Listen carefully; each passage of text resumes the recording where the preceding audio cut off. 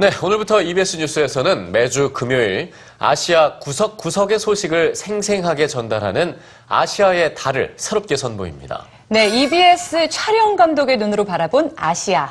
첫 번째로 가볼 나라는 베트남입니다. 여러분 안녕하세요. 저는 EBS 촬영 감독 장다름입니다. 올해로 카메라를 잡은 지 20년이 됐습니다. 그동안 카메라의 빅파인더를 통해 세상을 봐왔죠. 고생하네. 세상의 빠른 변화를 가장 먼저 담아내는 방송. 그 최전방에서 일해오면서 이제 세상의 중심이 아시아로 이동하고 있음을 느낍니다. 아시아 여러 국가들의 변화와 사람들의 다양한 삶의 모습들을 제 카메라에 담아 여러분에게 생생하게 전하고 싶습니다. 장다롱의 뷰파인더 아시아의 달 지금 시작합니다.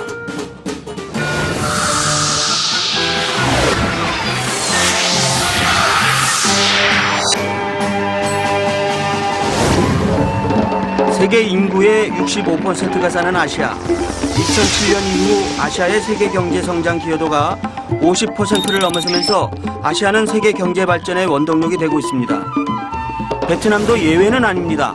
한반도 면적의 약 1.5배, 인구 9,250만의 베트남은 아시아에서 가장 빠르게 성장하고 있는 나라입니다. 이 같은 눈부신 경제 성장의 비결은 무엇일까요? 베트남의 경제 중심지 호치민을 찾았습니다.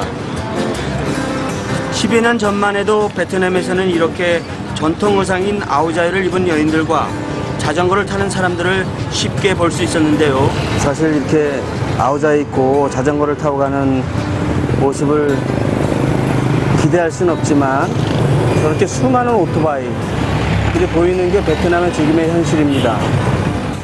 지금 거리에는 온통 오토바이뿐입니다. 1990년대 이후 급속한 경제 성장을 거치면서 자전거를 타던 주민들이 하나둘 편리한 오토바이를 타기 시작한 건데요. 집안이 약하고 골목이 많은 특성상 대중교통이 발달되지 않은 베트남에서는 오토바이가 주요 교통수단입니다.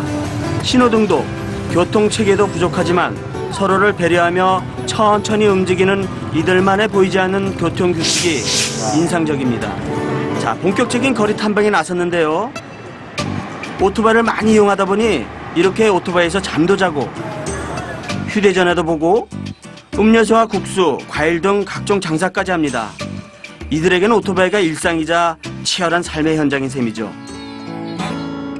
학교 앞 하교 시간, 진풍경이 벌어졌습니다. 교문 앞이 오토바이들로 꽉 찼는데요. 집이 멀어서 데리러 왔어요. 매일 오전이면 학교에 데려다주고 오후에는 데리러 와요. 베트남에서는 초등학생부터 고등학생까지 학교가 끝나면 이렇게 오토바이로 데리러 오는 것이 일반적입니다. 사교육률이 76.7%에 달한다는 베트남 부모들의 교육열과 자식을 사랑하는 마음을 느낄 수 있죠. 오토바이로 가득한 교문 앞을 지나 골목을 누비다 보니 오토바이에서 잠을 청하고 있는 남자를 만났는데요. 에스쿠즈미. 예, 무슨 일이세요? 미안해요. 네, 여기서 자고 있어요. 오늘 손님이 아무도 없어서 자고 있었어요. 요새 실직하는 사람도 많고 취업하기도 힘들어요. 7년째 오토바이 택시를 운전하고 있다는 탕 아저씨에겐 오토바이는 생계를 유지할 수 있는 유일한 수단입니다. 하루 종일 손님을 기다려도 공치기 일수. 드디어 오늘 첫 손님을 만났습니다. 오늘 하루도 일을 할 수 있다는 것에 탕 아저씨 입가엔 미소가 번집니다. 일을 하다 보면 주로 거리에서 끼니를 때우게 되는데요. 아저씨에겐 지금 먹는 식사가 오늘의 첫 끼니입니다.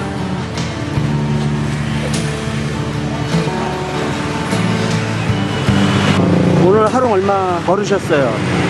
보통 손님이 많을 땐 18만 동에서 20만 동 정도 벌어요. 그래도 생활하기엔 아무래도 힘들어요. 한 달 생활을 하기에도 빠듯한 돈이라 아저씨는 더 열심히 움직일 수밖에 없습니다. 탕 아저씨가 자신이 사는 모습을 보여주겠다며 저를 집으로 초대했는데요. 1명, 2명, 3명. 와, 한눈에 봐도 대가족입니다.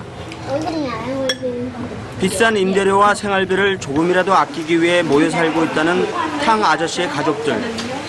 베트남의 경제가 많이 발전했다고 하지만 서민들의 경우에는 임대료를 아끼기 위해 사돈의 팔정까지 모여 사는 경우도 종종 있다고 합니다.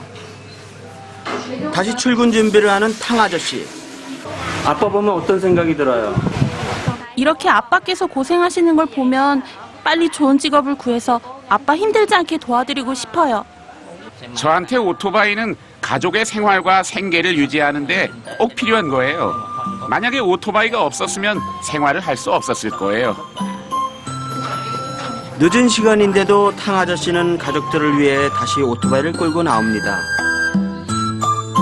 지금 일을 나가면 오늘 밤을 꼬박 세울지도 모릅니다.